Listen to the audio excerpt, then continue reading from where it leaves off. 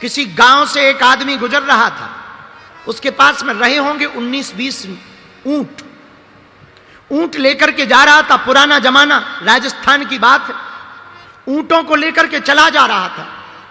रात हो गई तो उसे ठहरना पड़ा। जैसे ही रस्सियां निकाली थैला से, झोला से, तो 18 ऊंटों को तो बांध दिया, पर एक ऊंट रह गया। क्योंकि या तो उसे लगा कि हम रस्सी ला नहीं पाए, या रस्सी कहीं गिर गई। अब वो बड़ी टेंशन में पड़ गया कि इस ऊंट को बांधा कैसे जाए। वेद प्रकाश ध्यान से सुनना। वो आदमी, सामने एक झोपड़ी में आदमी रहता था, पड़ोसी, सराय में रहने वाला एक झोपड़ी वाला आदमी था। उसे लगा कि इस आदमी के पास जाएं, बूढ़े आदमी के पास, शायद ये कोई रस्सी दे दे, ऊंट को बांध दिया जाए, वरना बड़ी दिक्कत होगी। रात भर ये भी खड़ा रहेगा, हमको भी रखवाली करनी पड़ेगी, और सो नहीं पाएंगे तो दिन में चलने में दिक्कत होगी। तो वो पड़ोसी के पास गया, जहां रुका था, उस झोपड़ी में गया, तो प्रार्थना की कि क्षमा करो, मैं एक यात्री हूं और मैं 19 ऊंटों का जत्था लेकर के जा रहा हूं, और मेरे पास 18 ऊंटों की रस्सी तो है, लेकिन एक रस्सी गिर गई। तो अगर आप बुरा ना मानो तो सुबह तक के लिए मुझे रस्सी दे दो, कल मैं जाऊंगा तो रास्ते में कहीं से खरीद लूंगा। तो उस बूढ़े आदमी ने कहा कि मेरे पास तो ऐसी कोई रस्सी नहीं, मैं तो बहुत फक्कड़ आदमी हूं, और रस्सी क्या, मेरे पास तो एक कपड़ा ही है, वो मैंने पहन रखा है, वरना मैं कपड़ा दे देता, पर अगर मैं कपड़ा दूंगा तो मैं नंगा हो जाऊंगा। एक ही धोती है मेरे पास, और रस्सी तो दूसरी है नहीं। तो इस आदमी ने कहा कि अब तो बड़ी दिक्कत हुई, लगता है मुझे रात जागना पड़ेगा, लगता है मेरी रात आज व्यर्थ जाएगी। तो उस बूढ़े आदमी ने बुला के कहा, इधर आओ, सुनो, तुझे पता है कि रस्सी नहीं है, ऊंट को थोड़ी पता है। तो बोले मैं करूं क्या? बोले कुछ करने जैसा है, तू एक काम कर, जैसे रस्सी बांधता है वैसे ही नाटक कर, झूठ मूठ का एक खूंटा गाड़, उसके गले में हाथ लगा ताकि उसे लगे कि रस्सी बांध रहे, और झूठ मूठ के खूंटे के पास जाकर झूठ मूठ की रस्सी बांधने का नाटक कर। ये तुझे पता है, ऊंट को थोड़ी पता है। उसने कहा ऐसे में हो सकता? बोले तू करके तो देख, ट्राई अगेन। वो आदमी आया वापस, उसने वही काम किया, झूठ मूठ का खूंटा गाड़ा, झूठ मूठ की गले में हाथ लगाया, रस्सी जैसे बांधने का नाटक किया, और उसने जैसे ही रस्सी से खूंटा में बांधा और दबकार करके ऊंट को कहा कि बैठ जा, ऊंट बैठ गया। इसको लगा कि बहुत अच्छा उपाय, बड़ा प्यारा उपाय है, और पूरी रात आराम से गुजर गई। सुबह हुआ तो बाकी 18 ऊंटों को उसने रस्सी खोली, रस्सी थैले में फिर से भरी। अब 19वें ऊंट को वो 1 घंटे तक उठाता रहा, वो उठे ही ना। अब ये आदमी बड़ा परेशान, ना वो चले ना वो उठे। तो इस आदमी को लगा कि हो सकता है जो बूढ़ा दादा रहता है झोपड़ी में, वो कोई तंत्र मंत्र जानता है, और उसने रात को कोई ऐसा तंत्र मंत्र बता कर दिया है कि अब ऊंट उठ नहीं रहा। तो वो भागा भागा गया कि क्षमा करो, मैं रात को भी आया था, मैं सुबह फिर आ गया। तो बूढ़े दादा ने कहा कि क्यों आए हो? बोले बड़ी बात तो कुछ है नहीं, आपने रात को जिस ऊंट को झूठ मूठ की रस्सी बांधने को कहा था मैंने किया, और आपकी कृपा से काम तो सफल रहा, लेकिन अब एक नया लफड़ा फंस गया। बोले क्या? मैं सुबह से 2 घंटा हो गया ऊंट को उठाने की कोशिश कर रहा हूं, वो उठ नहीं रहा। तो बूढ़े दादा ने कहा कि अरे मूर्ख, अरे पहलवान, तूने जैसे रस्सी बांधी थी वैसे खोल तो उस आदमी ने कहा कि जब बांधी नहीं थी तो खोलूं क्या? बोले यही तो मैं कहना चाहता हूं, जो बांधी थी वही खोल दे। और आदमी वापस आया, उसने ऊंट की रस्सी खोली, और ताज्जुब ये रहा कि ऊंट उठ भी गया और चला भी। अब बताओ, रस्सी थी भी नहीं और रही रात भर, रस्सी खोली भी नहीं और ऊंट खुल गया। यही वेद प्रकाश तुम्हारा और हमारा हाल है, और पंचकुला के पागलों, यही तुम लोगों का हाल है। हमने झूठ मूठ के रिश्तों को अपना रिश्ता बना लिया है, तो हम लोग फंसे हुए हैं। ये रिश्तों की डोर को तोड़ दी जाए। इस दुनिया में कोई भी बंधन है नहीं है, न किसी से कोई बंधन है, हमने मान लिया तो बंधन है। तो तुमने पूछा कि बंधन से मुक्त कैसे हूं? एक ही उपाय है, अगर तुम कहीं बंध गए हो तो तुम मुक्त होना भी प्रारंभ करो कि इस दुनिया में कोई अपना नहीं है। इसलिए अक्सर हम एक गीत की लाइनें बहुत बोलते हैं, नाता एक राम जी से, नाता एक राम जी से, दूजा नाता तोड़ दे, आशा एक राम जी से पर दूजी आशा छोड़ दे। नाता एक। अगर आपको अपना संबंध बनाना ही है, नाता जोड़ना ही है, तो वेद प्रकाश राम जी से नाता जोड़ो। राम जी से नाता जोड़ोगे सब अपने हो जाएंगे। तुम संसार से नाता जोड़ोगे, फुटकर फुटकर फुटकर बनाते ही रहोगे अपने, और एक दिन सब ताश की गड्डी की तरह बिखर जाएंगे। लेकिन अगर तुम राम जी से नाता जोड़ लोगे तो तुम्हें दुनिया को अपना बनाने की जरूरत नहीं है, पूरी दुनिया तुम्हारी हो जाएगी। और आपने पूछा कि बंधन की मुक्ति का उपाय क्या? बंधन की मुक्ति का यही उपाय है।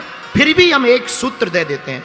अगर तुम लोग हमारी आज की ये कथा सुनोगे तो शायद बहुत लोग सन्यास लेने की सोच लें, तो हम तुम्हें सन्यासी नहीं बनाना चाह रहे, वरना तुम्हारी लुगाइयां हमारे ऊपर FIR करेंगी कि बागेश्वर बाबा की कथा सुनने गए थे और बाबा ने छुड़वा दिया घर बार। नहीं नहीं नहीं, हम आपको एक उपाय और दे सकते हैं। अगर हमारी अब तुम मानो तो तुम घर में भी रहोगे और भगवान के भी रहोगे, लुगाई के भी रहोगे और भगवान के भी रहोगे, बच्चों के भी रहोगे और भगवान के भी रहोगे, संसार के भी रहोगे और परमात्मा के भी रहोगे, महात्मा के भी रहोगे और परमात्मा के भी रहोगे, अपने निजी लोगों के भी रहोगे और सबके रहोगे। अगर वो उपाय जानना चाहते हो तो एक सूत्र है, जिंदगी में उतार लेना।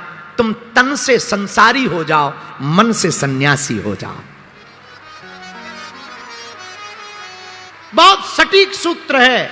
तुम तन से तो संसारी रहो पर मन से सन्यासी हो जाओ।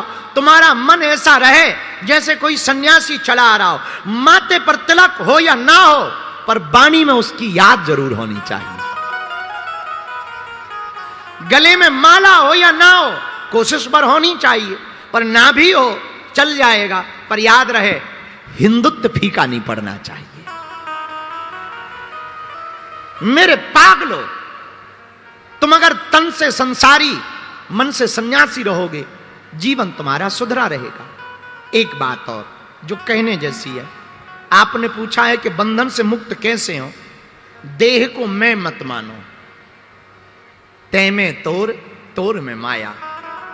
एक पेड़ पर की डाली पर दो तोता बैठे, एक तोता ने पेड़ को अपना मान लिया।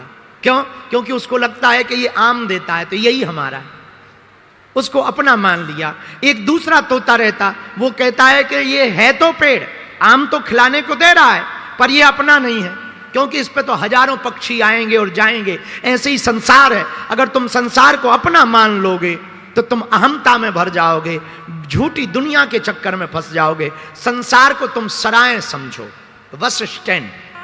यात्री आते हैं जाते हैं, यही शरीर का हाल है, आएंगे और जाएंगे। यही इस दुनिया का हाल है, जो आया है वो जाएगा। आया है सो जाएगा, राजा रंक फकीर। कोई सिंहासन चढ़ा, कोई बंधा जंजीर। धर्मी सिंहासन चढ़े और पापी डंडे खात। दया धर्म करते रहो, मानो मेरी बात। एक गांव में इतने पागल लोग रहते थे, उनके गांव में दिया नहीं जलता था, लाइट नहीं थी। पुराना जमाना, 80-90 साल पुरानी बात। तो गांव भर क्या करता था, पूरी रात जागता था और हाथ में तसला लेता था जैसे ही शाम होता था। और लोग पूछते थे एक दूसरे से, क्या कर रहे? बोले चलो अंधेरे को ढोएं।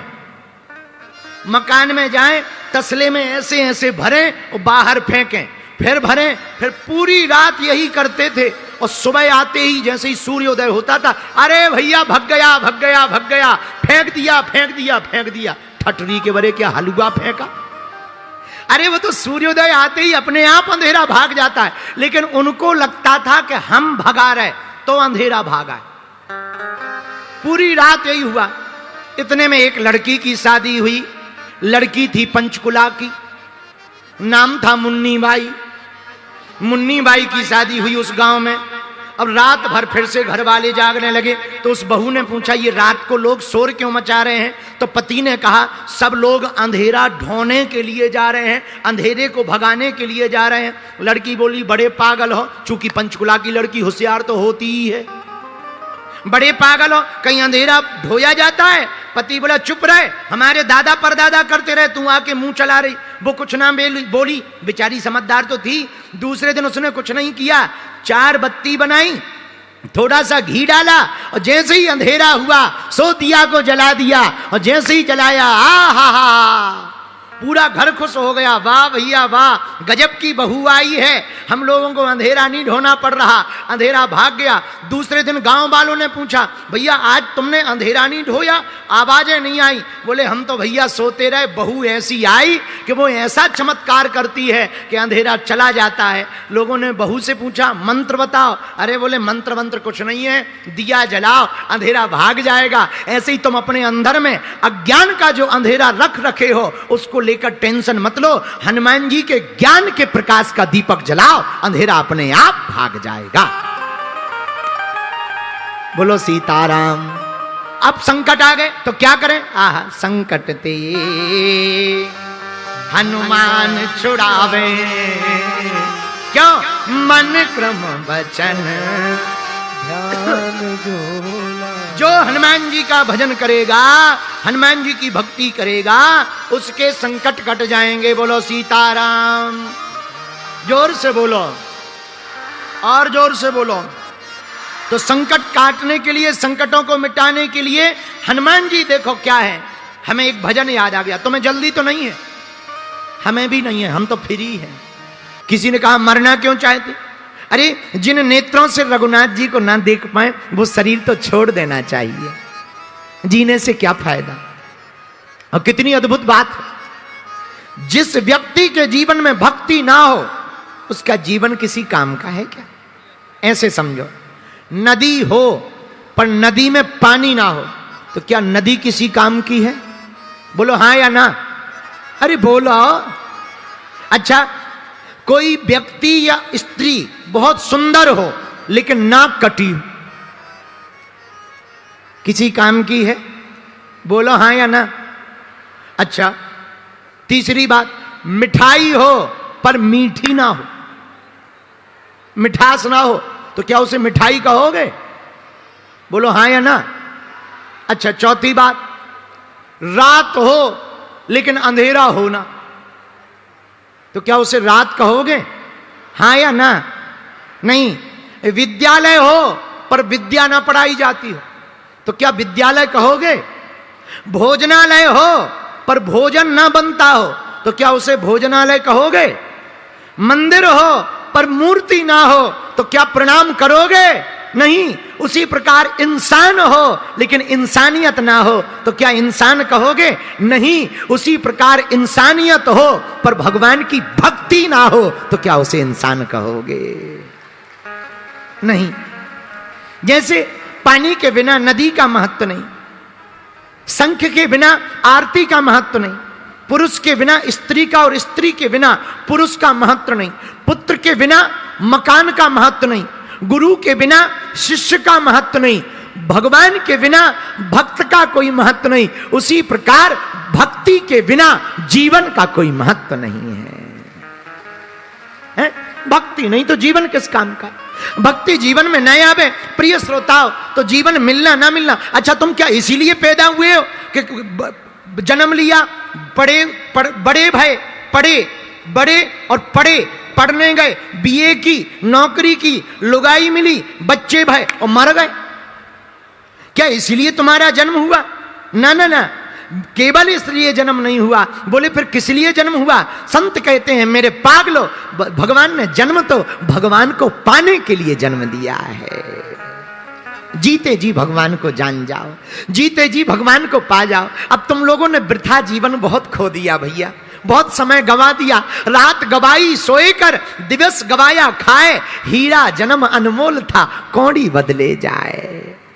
व्यर्थ गवा रहे हो, सो कर गवा रहे। कुछ लोग खा खा कर गवा रहे हैं, अपना खा रहे, दूसरे का भी खा रहे, और तीसरे का भी खा रहे, घर भर का खा रहे, समाज का खा रहे, देश का खा रहे, फिर भी पेट नहीं भर रहा है, फिर भी खा रहे, फिर भी खा रहे। उनसे कहो जो खाना चाहिए वही खाओ। नहीं, आदमी एक ऐसा है। अच्छा, तुम कभी विचार करना, एक बात बताओ, शेर कितने भी दिनों का भूखा हो, 1 महीने का, 2 महीने का, तुम उसके सामने पिज्जा रख दो, खाएगा क्या?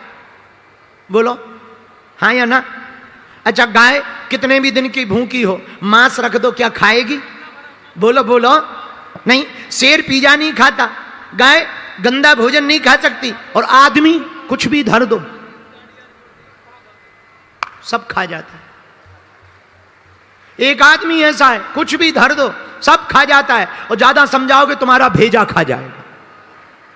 हाँ, ज्यादा उसे ज्ञान दोगे तुम्हारा भेजा खा जाएगा। आदमी बहुत विचित्र है। इसलिए हम एक प्रार्थना तुम लोगों से करना चाहते हैं। आज हम एक बात पढ़ रहे थे, है तो थोड़ी सी कड़वी, पर बुरी लगे तो लगने दो, हमें क्या करना। आजकल सांप बेरोजगार हो गए, सांप बेरोजगार हो गए। तो हमने सांपों से पूछा, पंचकुला का ही था हम, हाँ, सांप तो पंचकुला में ही पाए जाते हैं।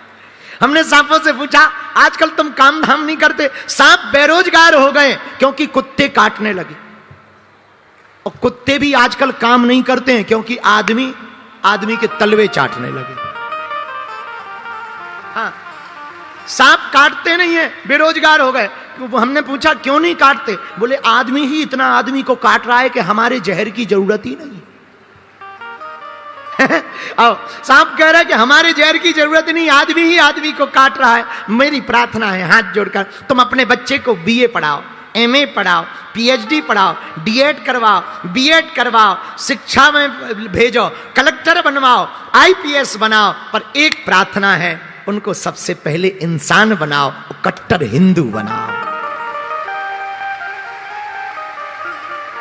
भैया, तुम्हारी बेटी या बेटा पढ़ लिख कर बड़ा हो गया, लेकिन अगर वो इंसान नहीं बन पाया तो उसकी पढ़ाई लिखाई नौकरी किसी काम की नहीं है। तुम्हारी बेटी या बेटा तुम्हें छोड़कर चले जाएं, उसे संस्कार ना दे पाए कि तुम्हारे साथ रहें, उसकी पढ़ाई और तुम्हारी मेहनत किसी काम की नहीं है। तुम अपने बच्चों को खूब पढ़ाओ, पर उनको संस्कार देना मत भूलो, ताकि बच्चे बड़े होकर के हिंदू नहीं कट्टर हिंदू हो जाएं। और तुम्हारी बेटी या बेटा, कई देश के घर बर्बाद हो रहे हैं, बुरा मत मानना, इस देश के हजारों घर बर्बाद हो रहे हैं। बेटियां दूसरे मजहब वालों पर भरोसा कर रही हैं, दूसरे मजहब वालों को स्वीकार कर रही हैं। भैया, हम प्रार्थना करते हैं, अपनी अस्मिता को बचाए रखो, अपने देश को बचाना है। देश का नाम हिंदुस्तान है, हिंदुस्तान को बचाना है तो हिंदुओं को बचाना जरूरी है।